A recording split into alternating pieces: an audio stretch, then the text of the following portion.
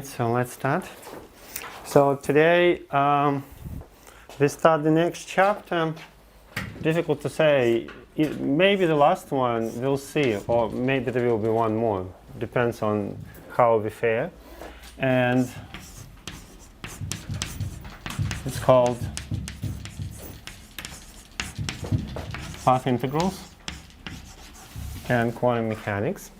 And I should say that's in some way both a very exciting and interesting and very disappointing topic, because so we'll construct today something which looks very, very promising and very interesting, but unfortunately it does not exist. And this makes the topic kind of an interesting topic for mathematicians, because already for several decades there are efforts to define or to make sense of those path integrals. Those efforts are partially successful, but not fully successful. So we'll see what those things are, and we'll see also some of the attempts to make sense of them. But actually, before diving into path integrals, we'll be talking still about the Schrödinger equation, but we'll be looking at the time-dependent. So the first topic will be the time-dependent Schrödinger equation.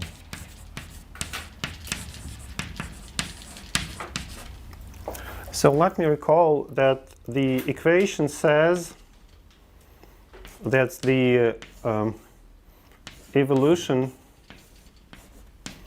of the wave vector or of the wave function is given by this differential equation. IH bar times the time derivative is the action of the Hamiltonian. So for the Hamiltonian, as usual, we'll be looking at minus h squared over 2m times the Laplacian plus potential. And this means that we need to solve the following PDE. IH bar dψ over dt is equal to minus h squared over 2m Laplacian of psi plus v psi. So that's the PD that we are interested in. So you know our strategy, right? So we are always starting with the example of the dimension equal 1 and the potential equals 0. So that's called the quantum free particle. And this means that the differential equation that we are looking at is IH bar d psi over dt is equal to minus h squared over 2m d2 psi over dx squared. So let's first look at the solutions of the form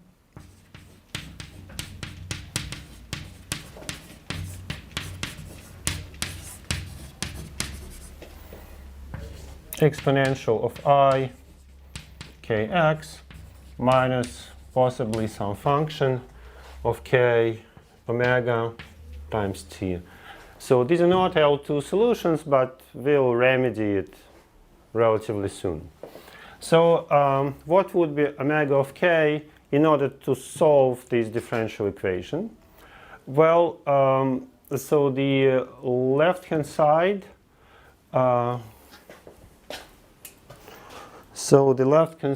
what would it be? It would be h bar omega k times the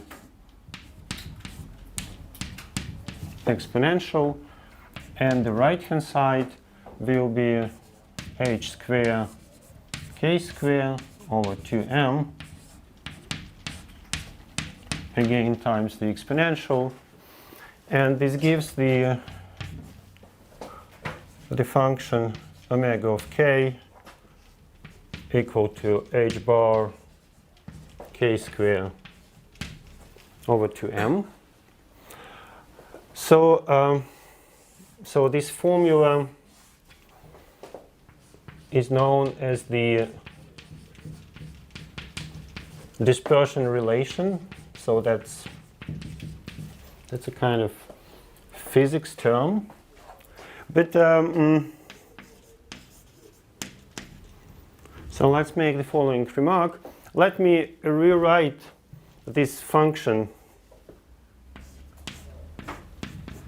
this solution psi of xt.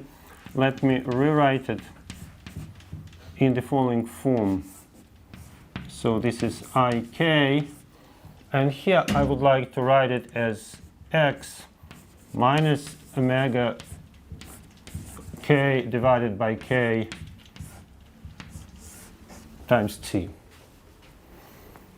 So you see, so this formula shows that this is actually a wave traveling with the velocity omega of k divided by k, right?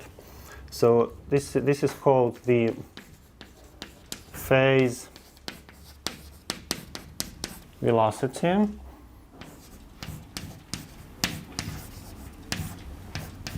And this is now equal to omega of k over k. And this is equal to h bar times k over 2m. So we've got a wave. Of course, right? That's intuitively clear, right? It's a free particle. Free particles move somewhere. So so here the phase of that free particle moves, in this case, to the right with or to the left, depending actually on the sign of k, right? So it moves with that velocity. Okay. So now let me continue a little bit looking at the at this situation of a free particle. And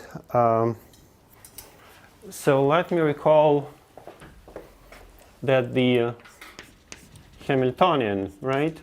So this is by definition the second derivative. And one of the ways how we understand it is the following.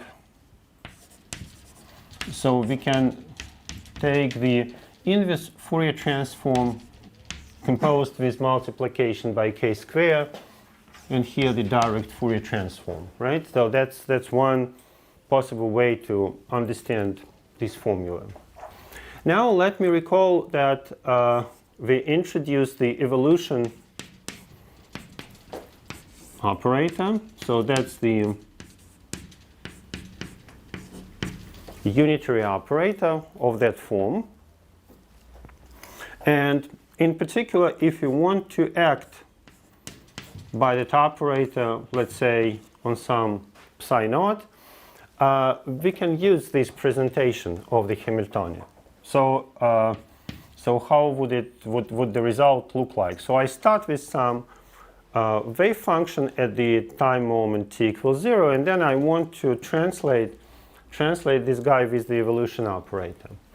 Well, so there will be this inverse Fourier transform. So then there will be exponential of minus I and here h k squared over 2m times t, right? So that's the exponential of that guy. And here the direct Fourier transform psi. So note that here we again see this dispersion function omega of k, right? Here in the exponential. Well, now let me just rewrite it one more time. So that's this inverse Fourier transform.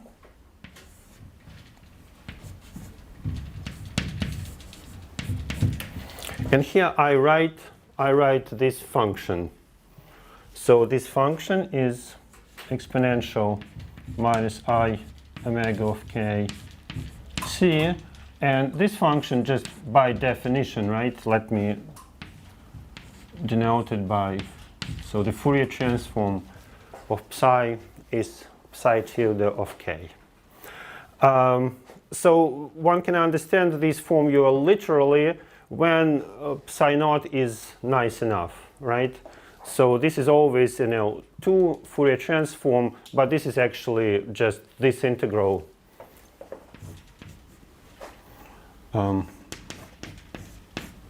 If psi naught is nice enough. Right. So we get this this nice formula. So we get this nice formula for the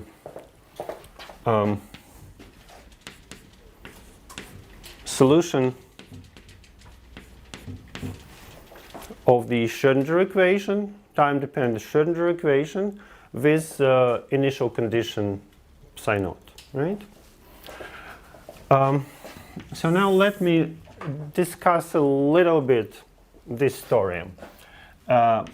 So this discussion goes under the name of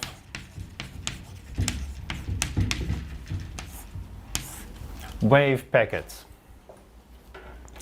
So let me do the following.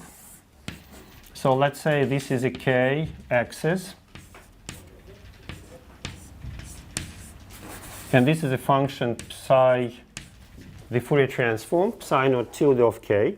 Of course, I cannot quite draw graphs of such things because it's a complex valued function.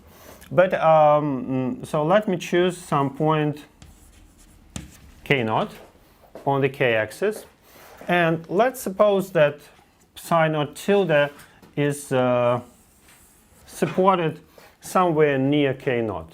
So I will now say precisely in which way. So I assume that the Fourier transform is concentrated near some point on the k-axis. So so let me introduce the following notation.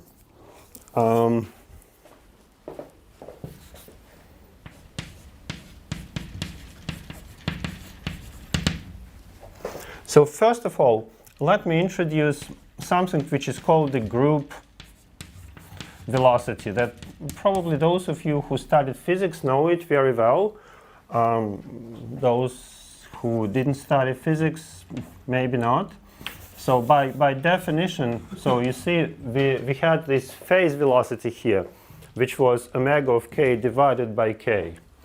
So let's introduce another gadget, which is a derivative of omega. So in our case, this is equal to hk over m. So you see they're actually quite different. This group velocity is twice bigger than the phase velocity. Okay. So let me introduce two more pieces of notation.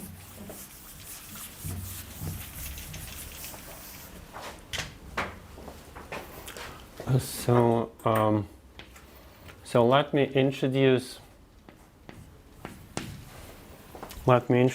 a number called kappa, which is equal to the integral over r k minus k naught to the fourth times psi naught of k squared tilde dk 1 to the 4th. And in particular, let's assume that this quantity is finite, right? So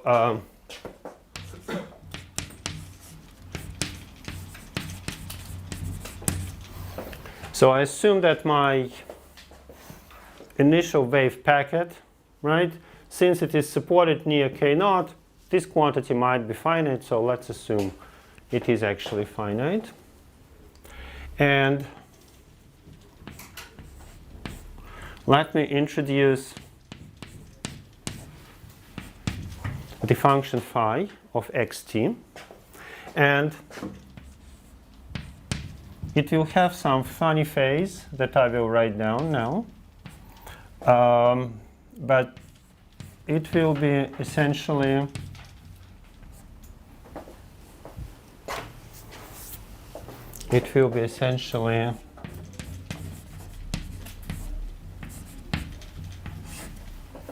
the function psi naught, which is traveling with the group velocity, right? So I have my wave packet, whatever it is. I've decided to choose its center, k0. And for this center, I define, you see this definition, who knows, maybe it makes sense, maybe it does not make sense. So I define something which is called the group velocity by this formula. And I prepare a function which is just the original function traveling with that velocity times the phase. And well, the phase is kind of a little bit ugly, but so let me write it down in that way. But of course we can in principle open all the brackets, and what will it be? I think it will be actually h k0 square over 2m, the whole thing. So actually this is again omega of k0, but with a plus sign times t. So it is some phase. So that may be somewhat ugly formula. This is a shorter formula. So this function is traveling with the group velocity, and there is a phase. Now here is a simple theorem. It says the following. So the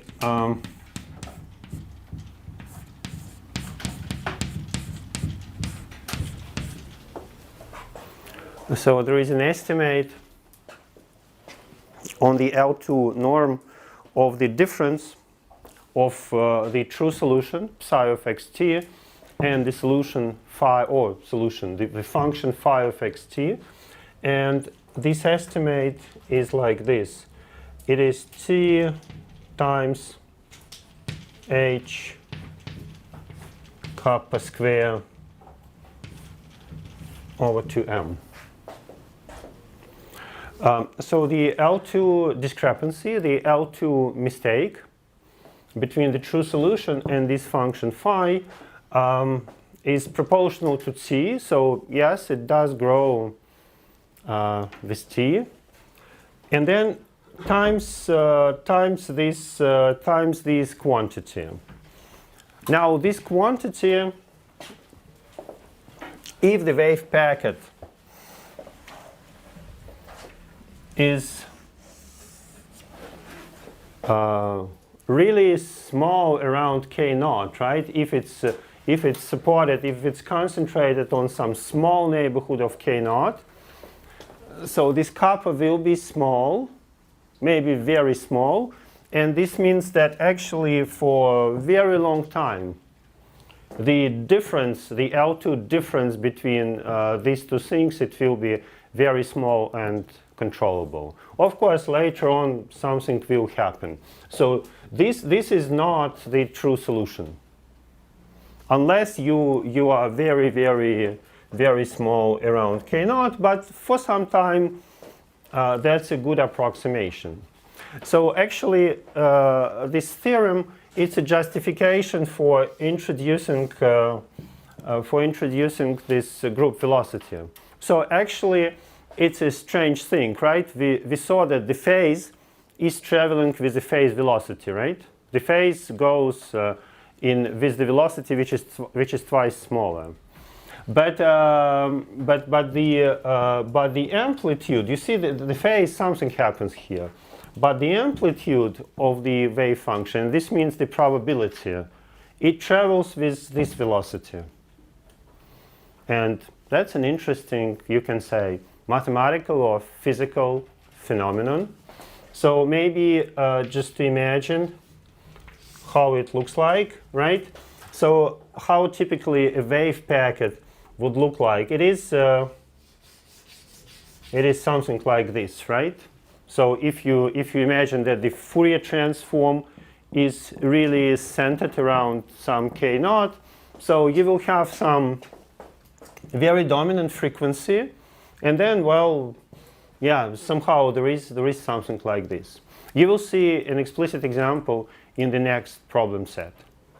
So now it is traveling with time, right? So then probably this wave packet, typically it becomes larger in space. So this would be something like this group velocity times t.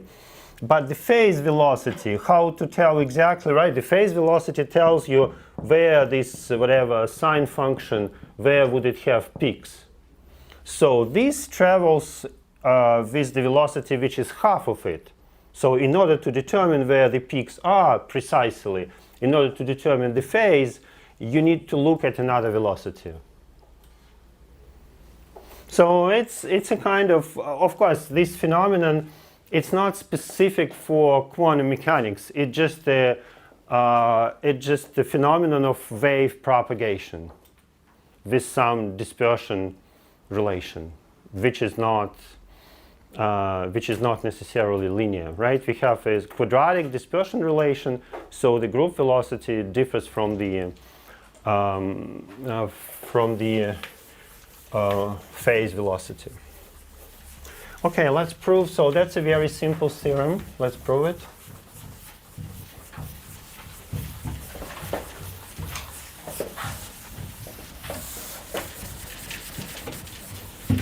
Well, parts of it don't want to erase.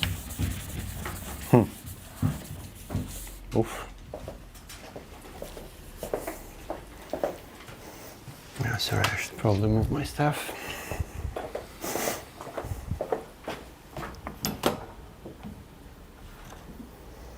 Okay.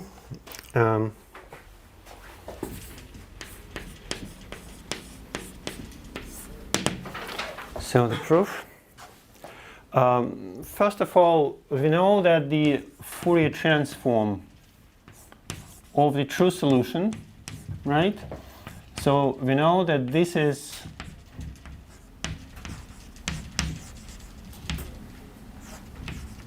this is given by this formula, right? In terms of the Fourier transform of the original function at the time 0. So that we know. Now let's compute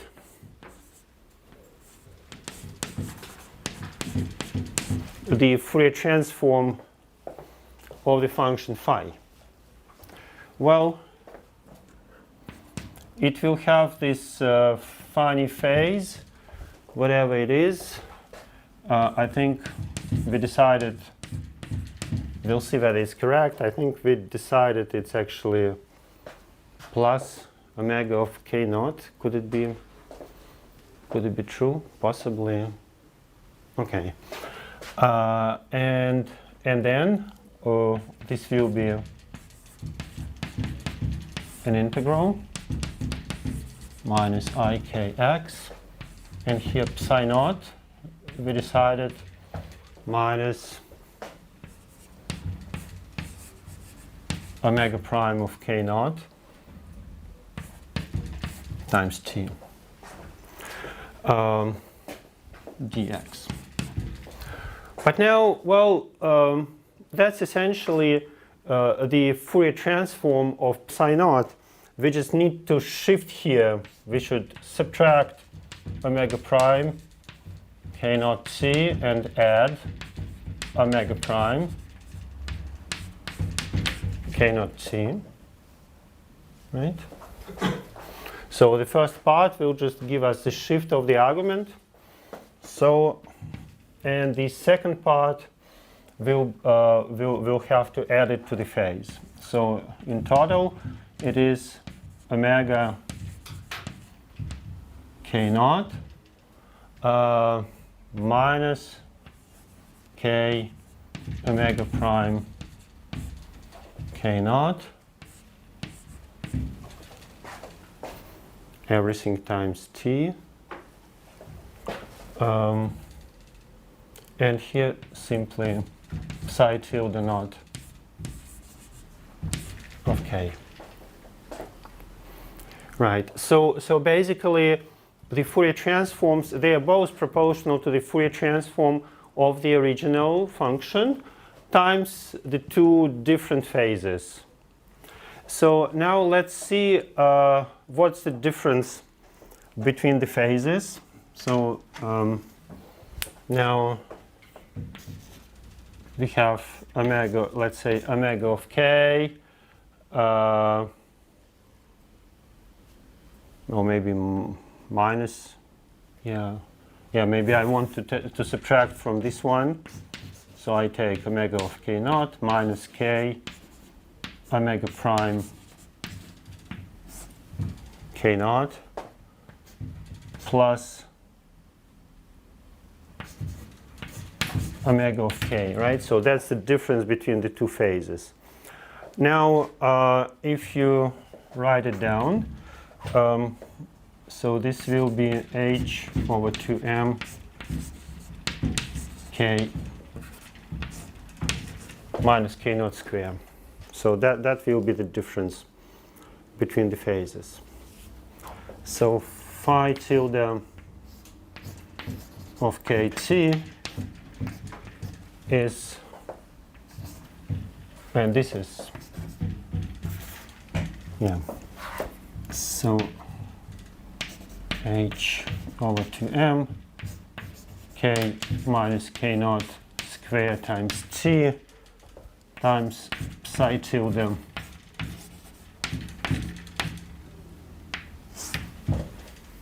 kt. Right. Okay.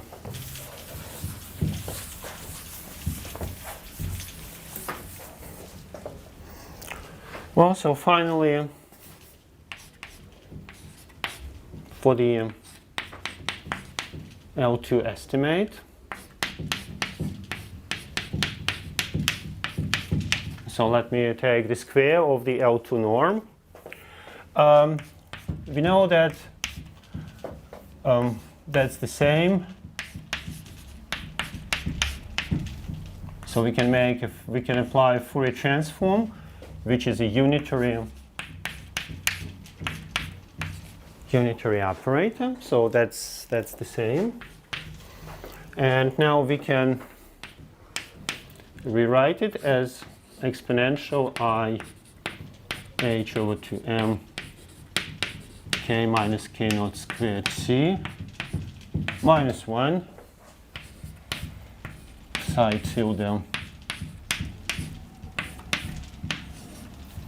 of kt squared.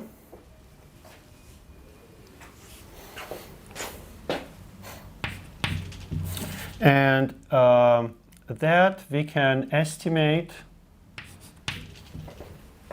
in the following way. So this will be an integral over R. And here I make a very crude estimate. So the absolute value of this guy, I'm simply replacing by this thing in the exponential, right? So that's a very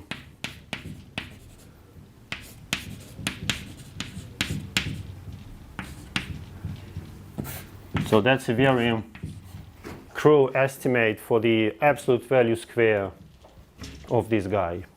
But, well, and here I would like to write the absolute value of psi tilde squared, but you know, psi tilde and psi naught, they are only different by phase. And so the phase doesn't matter, so I can write down psi naught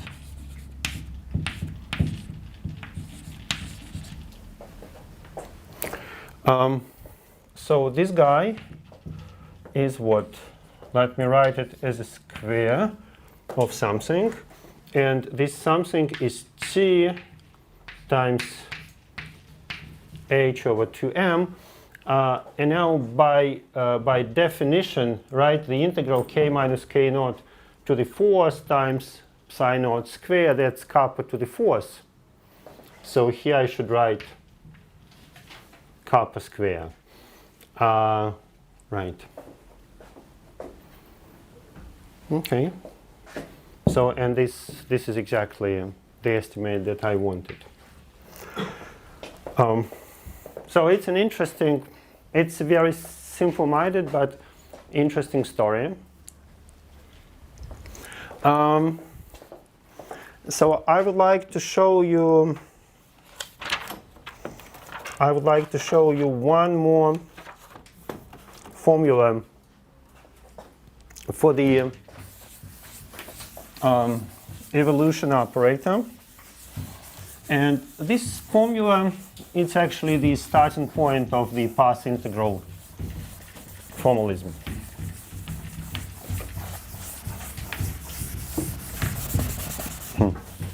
Well,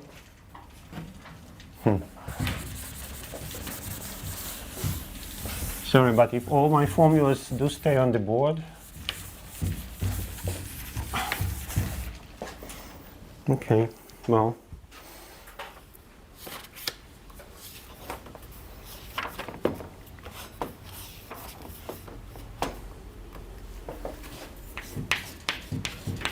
So proposition. So suppose psi naught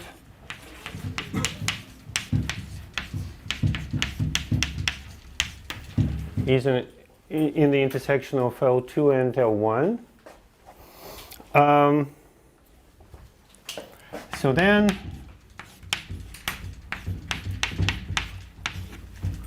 for t non-zero,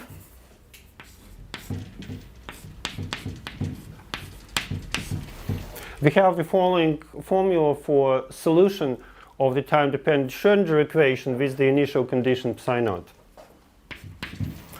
Well,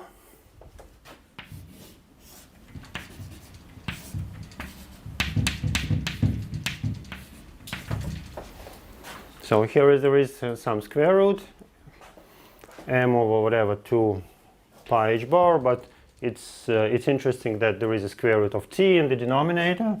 Then there is a funny phase minus I pi to the 4 over 4. And then there is an integral over r.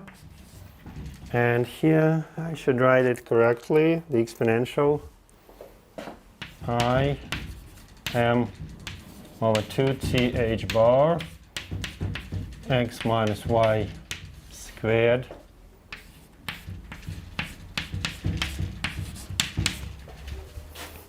Sorry, is my formula still visible with all those traces of previous formula? Okay. So that's a beautiful formula. Maybe before proving it, let me make a remark on notations and on the names. So we can say that this formula is saying psi of xt is an integral over R of some kernel kt of xy psi naught y dy.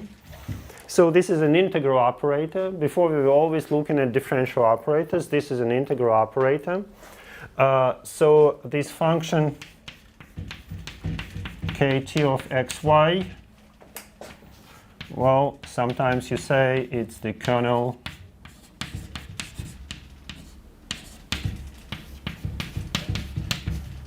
of the evolution operator, or sometimes one is saying it's the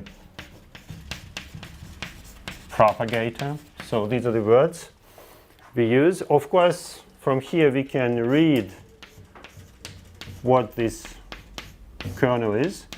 So it is basically, you just need to copy parts of the formula,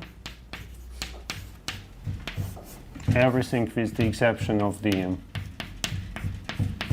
integral.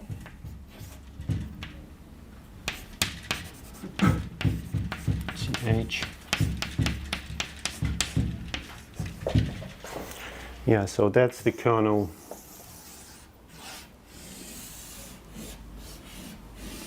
for the quantum-free particle. And as I say, so this formula, that's basically the springboard for defining Feynman path integrals. Okay. So let's give a sort of proof. Somehow today I don't want to do too much of functional analysis.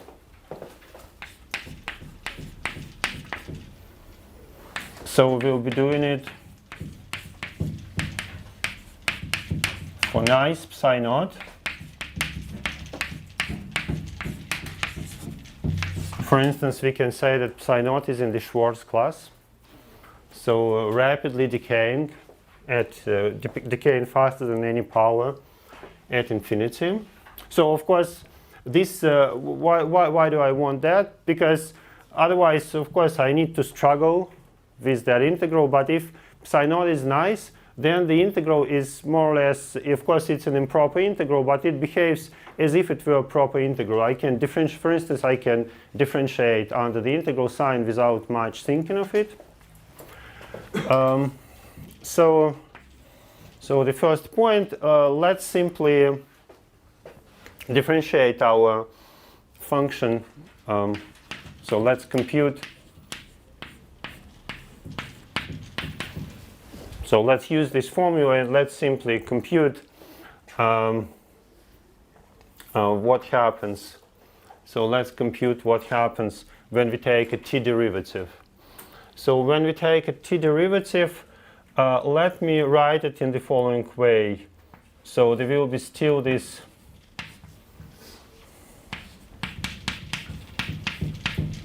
square root and the phase. So here there will be an integral. Still there will be this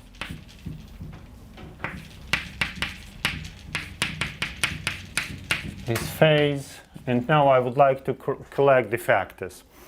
Right, so there would be some factor coming from differentiation of the square root of t. And this will be minus IH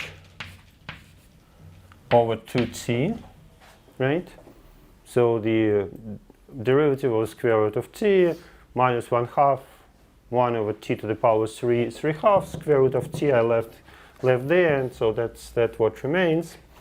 And then there will be a derivative of this gadget, right?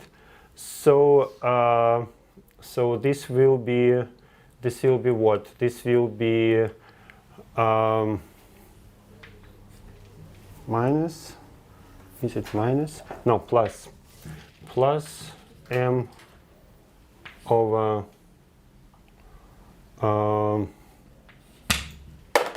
2t, right? And then x minus y squared. Could this be true? T squared. T squared, right? T squared. Over I?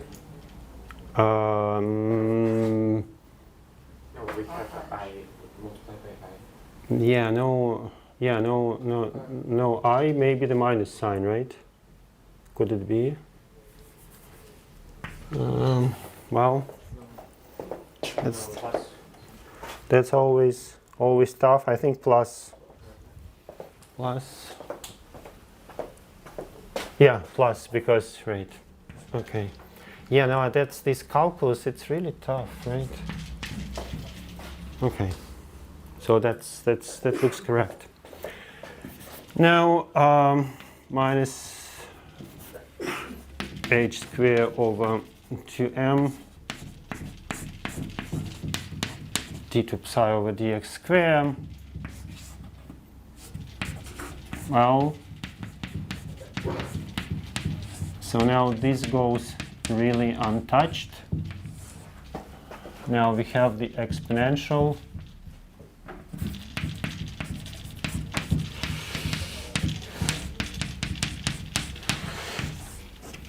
So now we need to take this second derivative, right?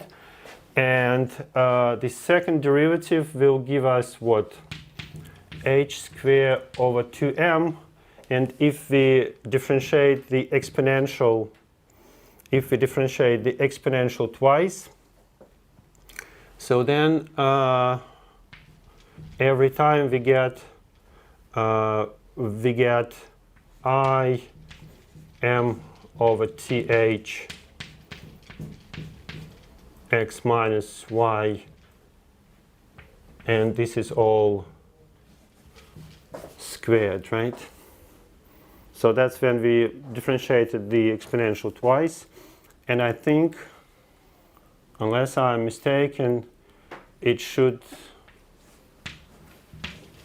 match with this term, right?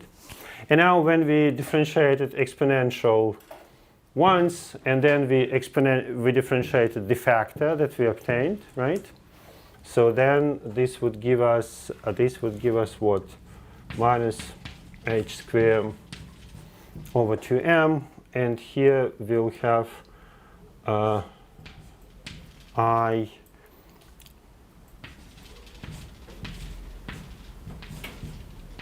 m over th. Right? So that's the derivative of the linear factor. And again, if I'm not mistaken, so those terms should match. So just by this simple computation, the function that we obtained, it solves the Schrödinger equation. Now, what remains to show?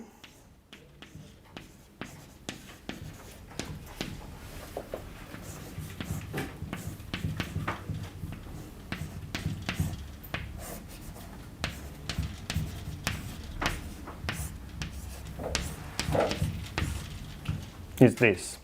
That so this formula, yes, it is valid for t non-zero, right? For t equals 0, it does not make quite sense, right? There is a lot of t in denominators here in the exponential over there, but still we want to know that this was the initial condition, and I think we'll look into it after the break. So how this limit looks like. Okay, so let's have a break. All right. So let's continue. In fact, in order to prove this, I would like to make some digression and recall a couple of things. So first of all, let me recall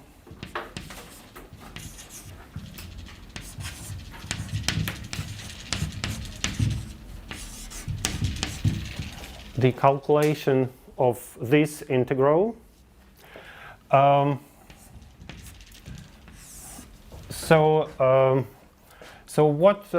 what we usually do in order to compute it, right?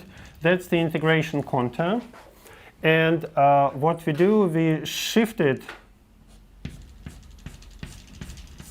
into the complex plane, right? So we say that actually the difference will go to 0 when we go to infinity, so that's easy to prove. So we are replacing it by the integral over the contour like this.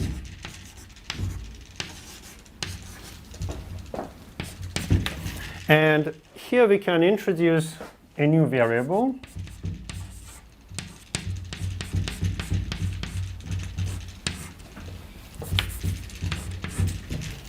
Right? And now this becomes the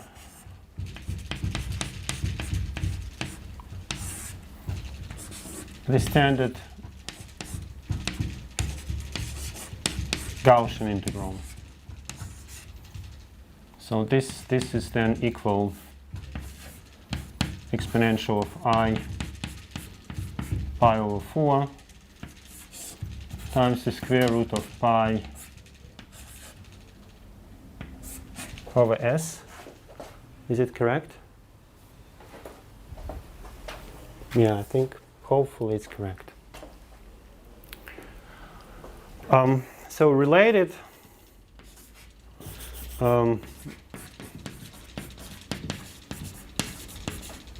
related to this calculation is the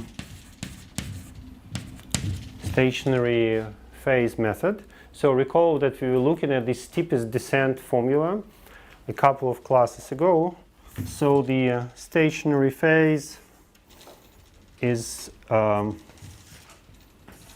following statement. So we now have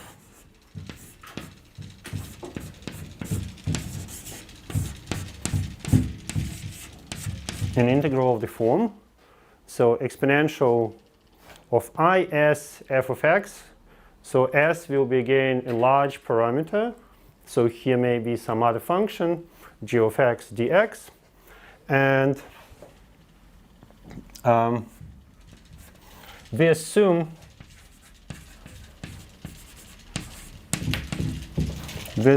that f of x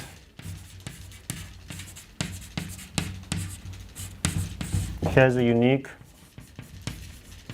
extremum, let's say at x equal to x naught. And let's assume, to simplify things, that it's a minimum.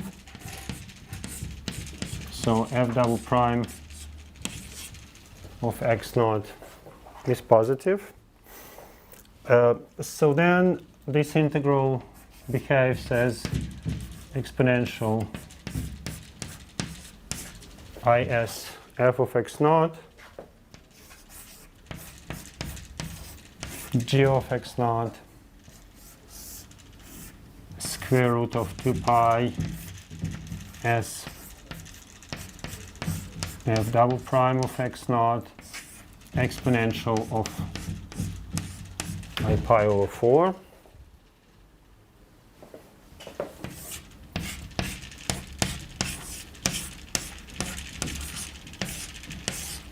One plus O of 1 over s. So that's the formula of a similar nature to the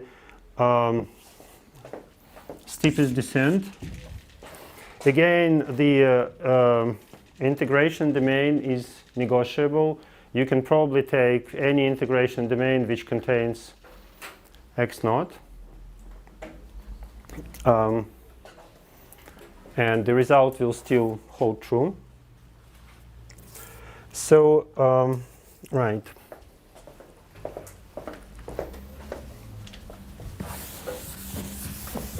So why are we interested in this formula?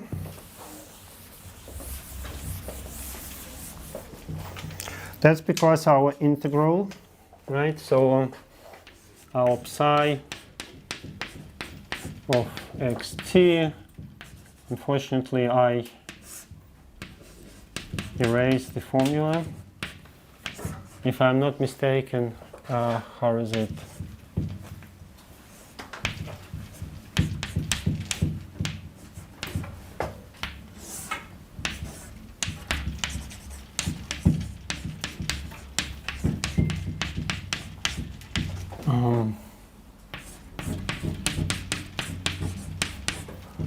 So I hope I reproduced it correctly.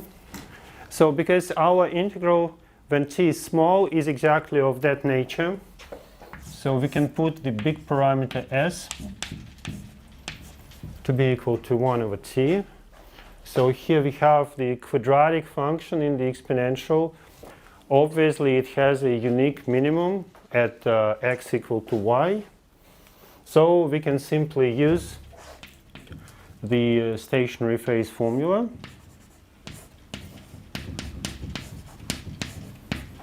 So that's what we get.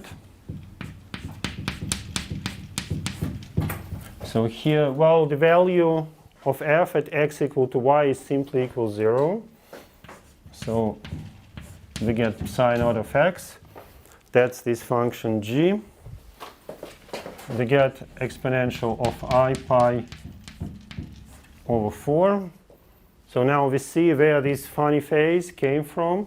That's to compensate the phase which came originally by turning the integration content in computing the complex Gaussian integral.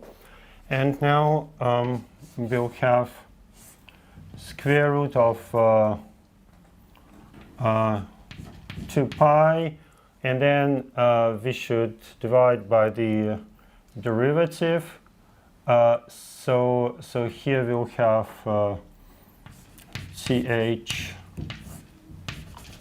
over m, and here 1 plus O of t.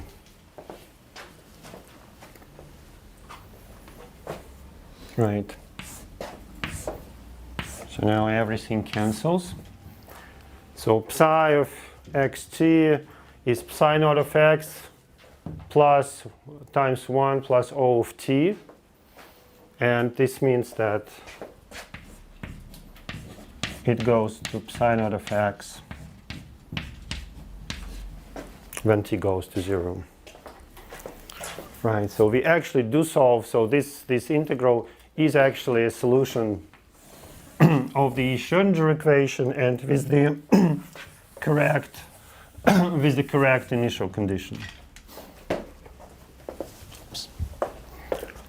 Maybe one more remark. You can easily write an analog of that formula in dimension n. And let me simply write down the propagator. So you get it simply by taking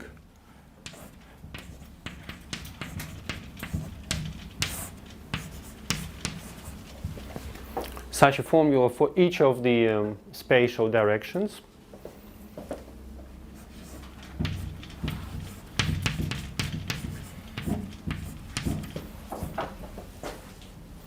And here exponential I m over 2th, and here x minus y square, meaning the Euclidean length square, now in the space of dimension n.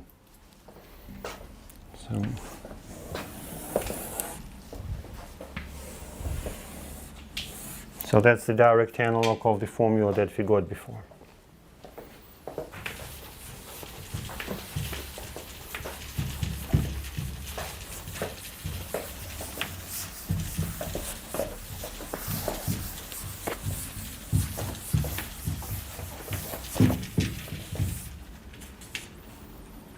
All right. So one more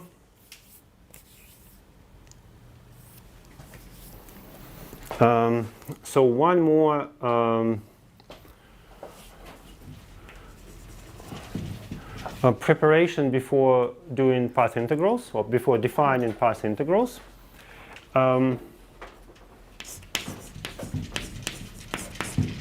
So we already looked at this, or we already saw this formula once in the course. Maybe now we prove it.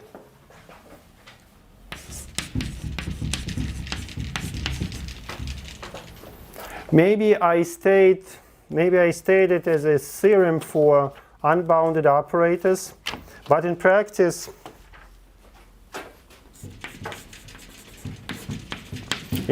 I will give a proof for bounded operators.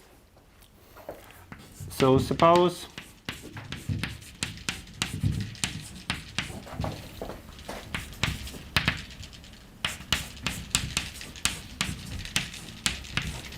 we have two self-adjoint operators.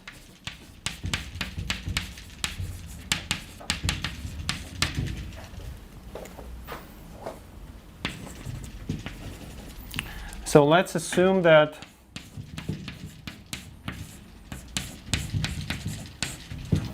the intersection of the domains is dense.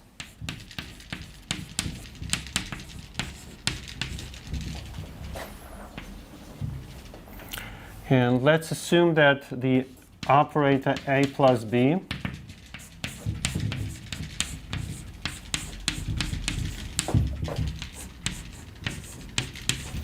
defined on the intersection of the domains is essentially self-adjoint.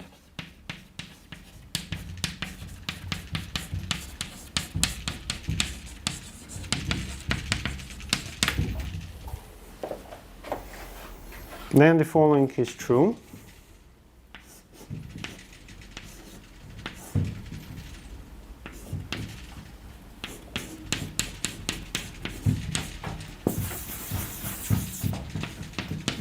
So in fact for any psi in H. So for any vector, for any wave function, the following limit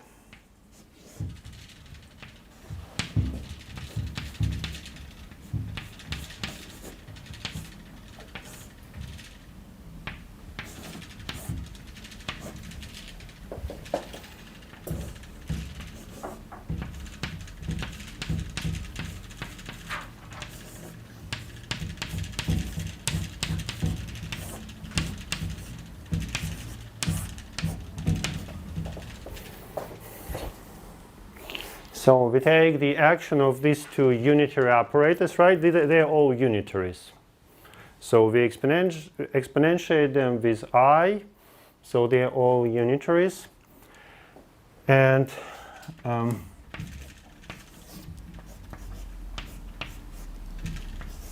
so this tends to 0 when n goes to infinity. Sometimes people also introduce some real parameter, but it doesn't matter because this basically amounts to rescaling the operators by this real parameter t. But there is one more part of that theorem. It says if in addition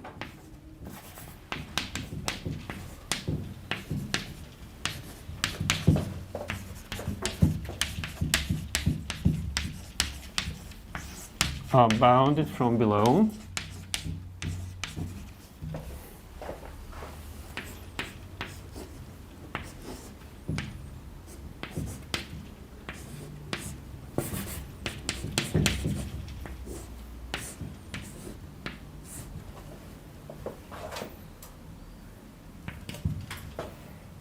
then you can actually make a similar, you can play a similar game with real exponentials.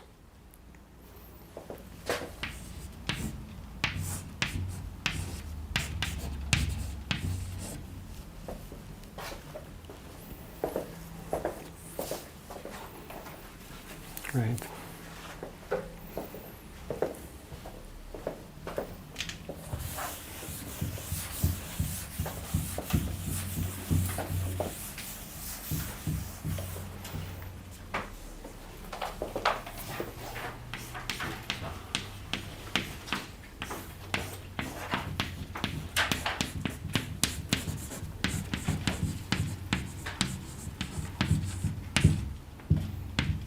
So I'll give a simple-minded proof for A and B bounded if you really want to do it for A and B unbounded, one has to really work.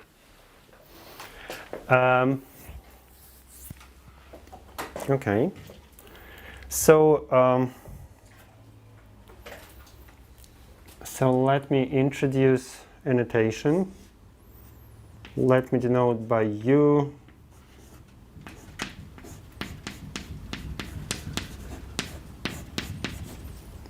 exponential of I A plus B over N. So I will be only proving this formula. And let me denote by V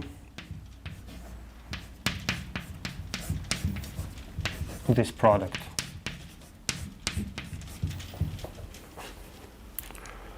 So they are both unitaries.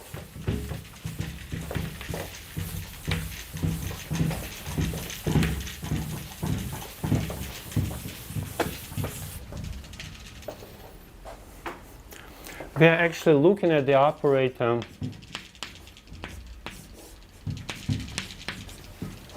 u to the n minus v to the n. And I can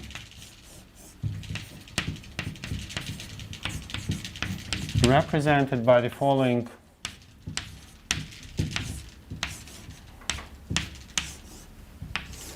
telescopic sum.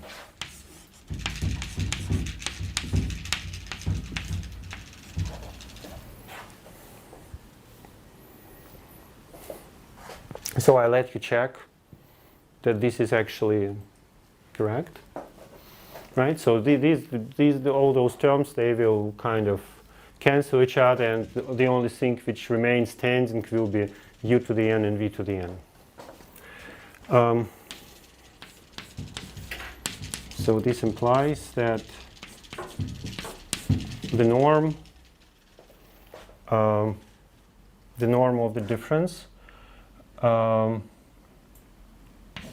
is estimated by, well, we have n terms here, and actually these guys are unitaries, so they don't change the norm. So actually it will be only the norm of that guy. So now, so let's look at this expression, and let me recall, this is actually, we even proved for unbounded operators. If I'm not mistaken, this is from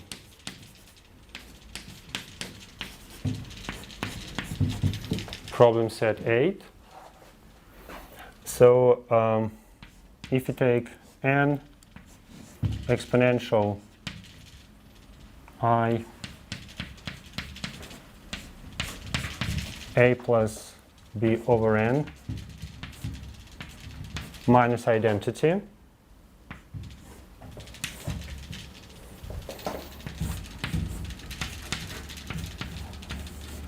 then when n goes to infinity,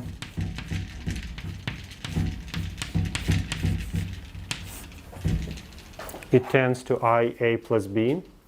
In fact, for bounded operators, this is simply true by using the Taylor expansion. So you can use the formula for the exponential. It converges in norm. You just use the Taylor expansion and you get that. In the case of unbounded operators, what we proved, so this is true strongly, which means it's true on all the vectors. There the norm estimates, of course, wouldn't work, but on all the vectors it works. So okay, that's good. Now,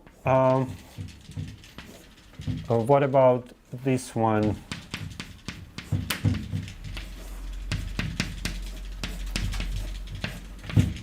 Minus 1.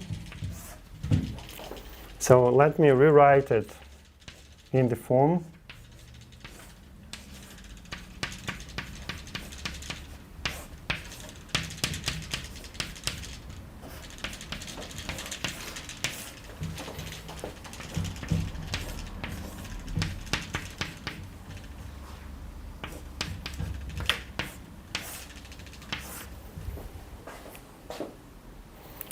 So then this guy tends to 1.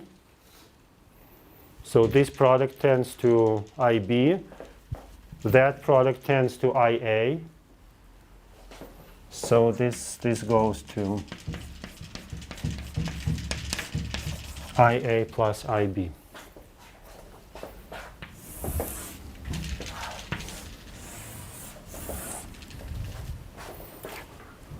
So this means that n times u minus v, it's equal to n u minus 1 minus n v minus 1. Now we see that both u minus 1 and n v minus 1 times n, they tend to I times a plus b.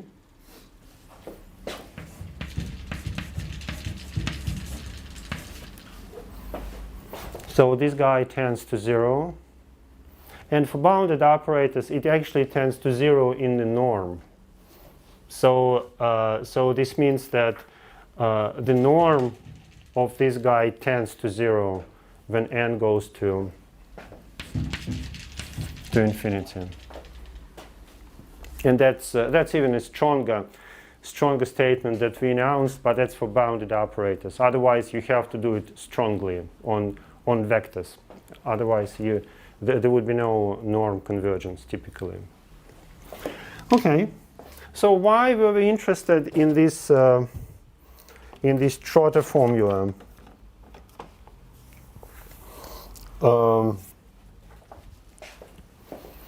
the wonderful, very interesting application of the Trotter formula is the Feynman path integral.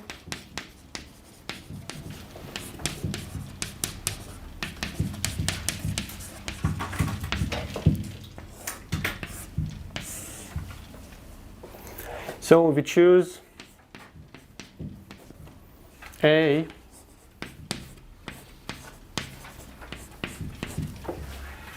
to be the Hamiltonian of a free particle.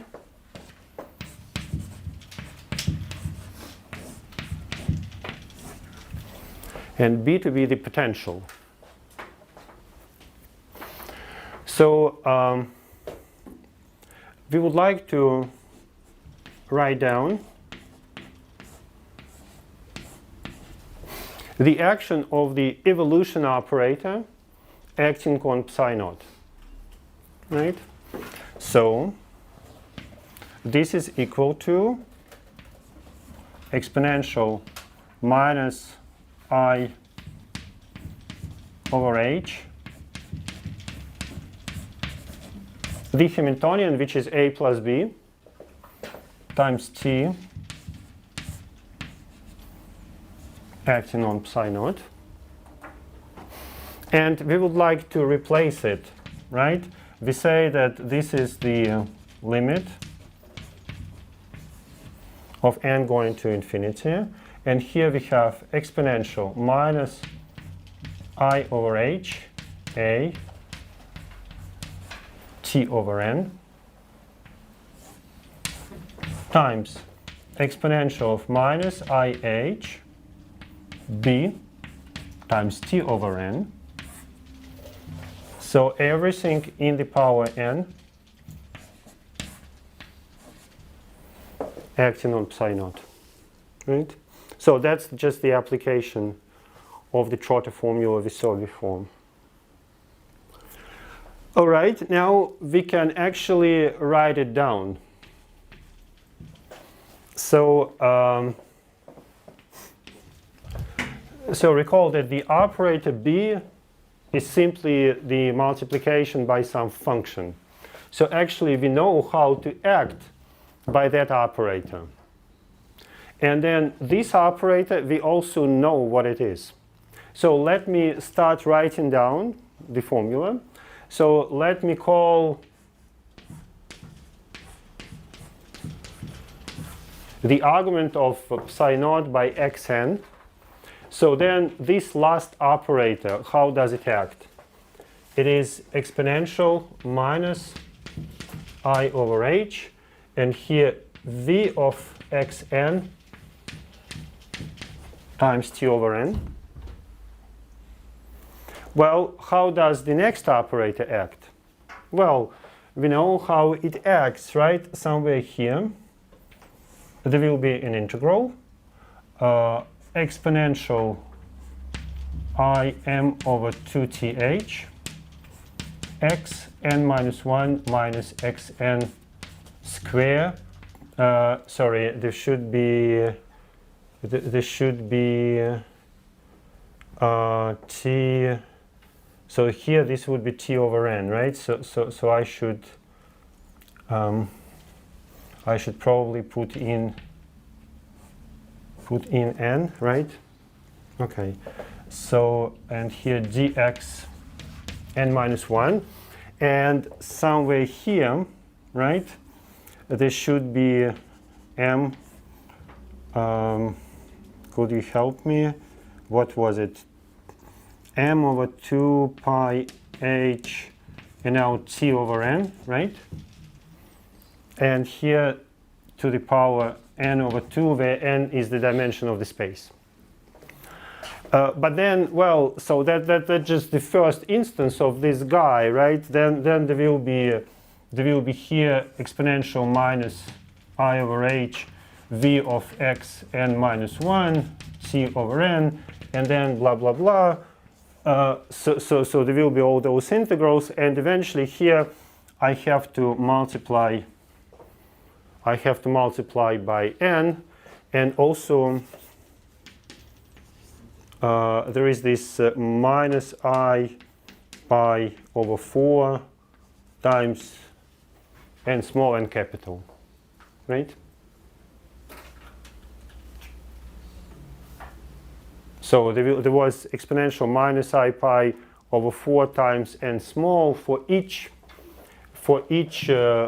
action of those guys, and now there are capital N of them. And here, of course, not to forget the limit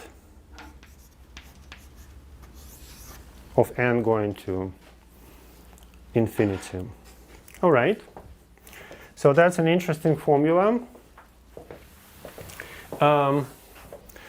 And it has there are positive things about it, but there are also negative things about it.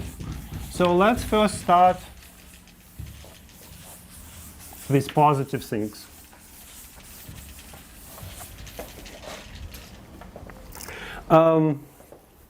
So let's look at all those exponentials, right? So we have an integral.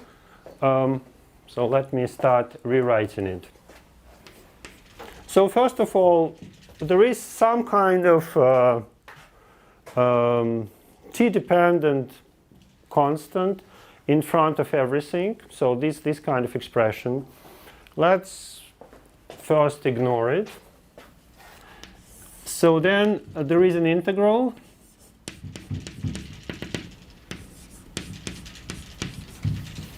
dx1 dxn. So then let me write it. Let me write the phase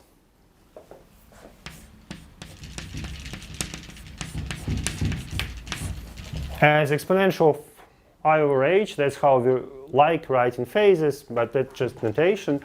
I over h of some an of x1 xn, and then finally here there will be psi naught of xn. So here is the constant which depends on n and on t, right? And here, of course, there will be a limit.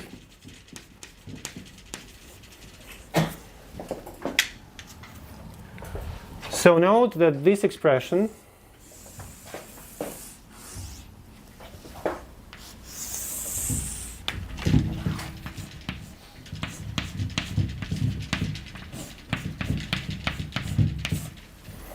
is an expression for the propagator of the time-dependent Schrödinger equation, but now for a very complicated one with arbitrary reasonable potential. Of course, the Trotter formula still needs to make sense, right? There are some assumptions, but still, this is not now for a free particle, it's now for something which is really complicated. But of course, the formula is also rather complicated. So now let's look at this phase. Probably the integral is over n-1 variables. Over n minus 1 variables, yes, that's right. So, right. So yeah, good. So this is, yes, dx2, and here this is psi of x1 t. Is it right? No, maybe not. Actually, maybe not. No, well, let's say maybe here x0. Maybe here, or maybe let me write it like this: x1. Yeah, yeah. I think that will be. I think I have n copies of that guy, so I must have n integrations. But then there will be one more variable, which we can call x0. Right? So there will be the last variable, which is the variable sitting here. Okay. So what is this phase? So let me write it down in the following way. So now that here I already have I over h. So I will have a sum. I will say what are the limits in the sum in a second. So m over 2. Here will be, let me write it like this, aj minus aj plus 1 divided by t over n squared j from 0 to n minus 1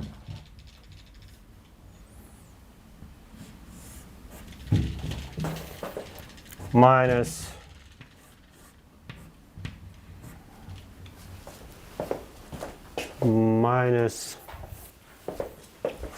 v of x j plus 1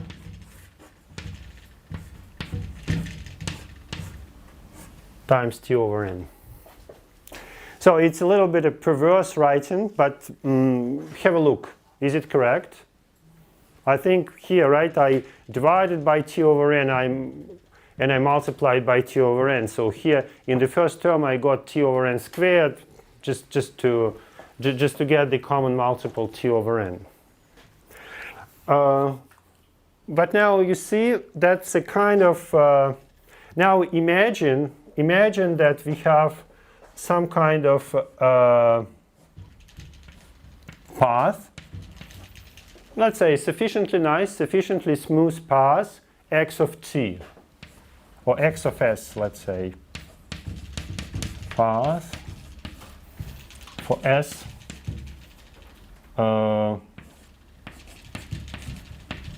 between 0 and t. I must say maybe I should have started with x0 and go up to xn. Do you mind if we change? Maybe that's a healthier. So let's say here it was 0. So this was 1. And if we do like that, then we should subtract or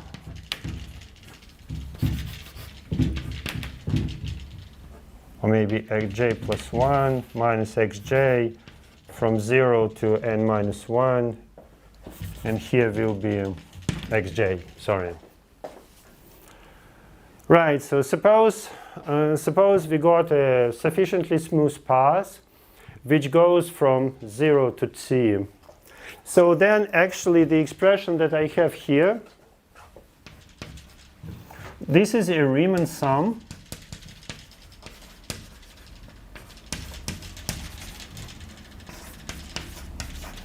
for the following integral.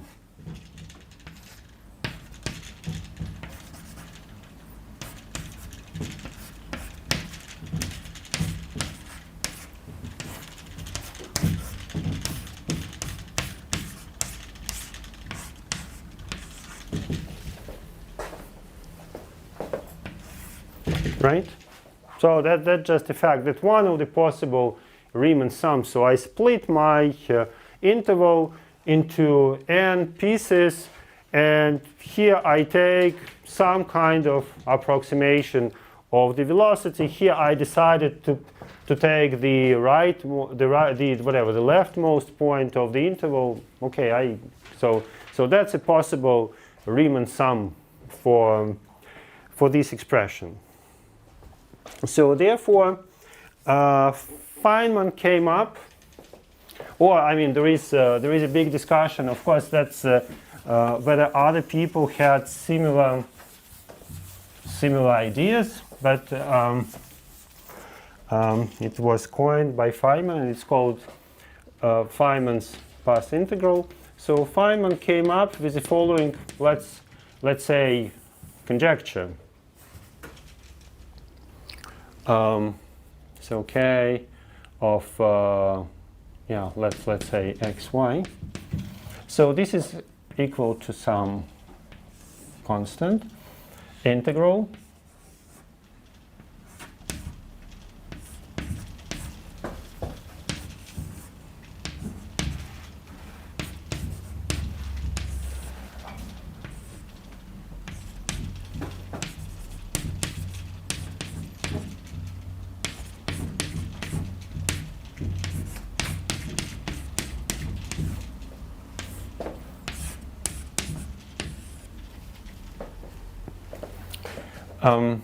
and here x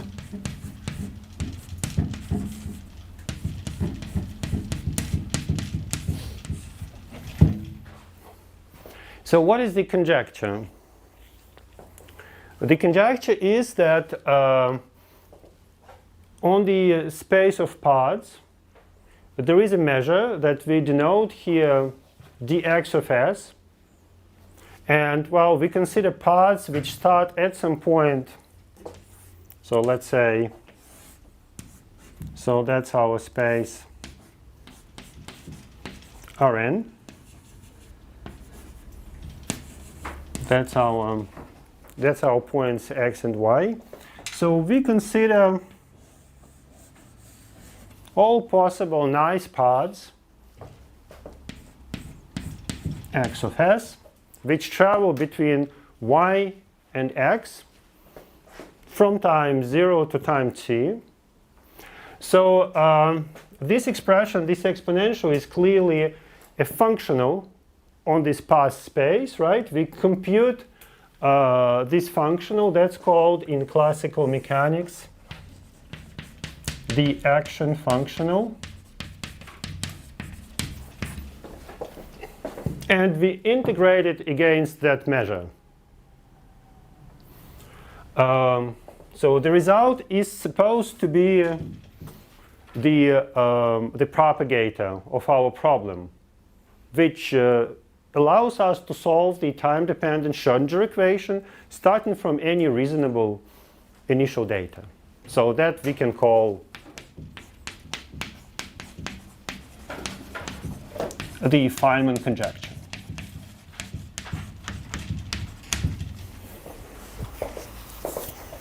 So this is a very, very beautiful and inspiring expression, right? So you see, kind of all of a sudden, we give an answer to a relatively complicated and, let's be honest, some kind of boring analytical problem. All of a sudden, kind of it's a completely different language, right? So we have some parts, some functionals. In particular, it gives you a lot of physics intuition. For instance, what kind of usually a physics textbook on quantum mechanics has more or less on the, if not on the first, then on the second page. This is a so-called double slit experiment. So that's when you your particle starts traveling from some source, and then there is a wall with two slits. And then you want to know what happens on the other side. And then you're saying that, well, the particle usually prefers to go straight. It's a free particle. But then here it doesn't have much of a choice. If you want to see it here, well, there are basically two good ways for it to go. One way is like that. When there are no obstructions, it more or less travels straight. You can argue for that.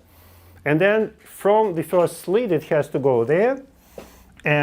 Or it can go that way. So you see, you can argue that actually in this complicated integral, maybe in this case, there are basically just two reasonable parts. So there will be just two contributions. Those two contributions you can easily add, and I think next time it will be one of the problems in the problem set, and you can determine what happens there. There is some interesting picture which actually matches experiment. You know, like kind of, it has direct applications in physics. Fortunately or unfortunately, the Feynman's conjecture, as I stated it, is completely wrong. So, or maybe better say, in mathematics, there is nothing like this. And essentially, that's because of the following.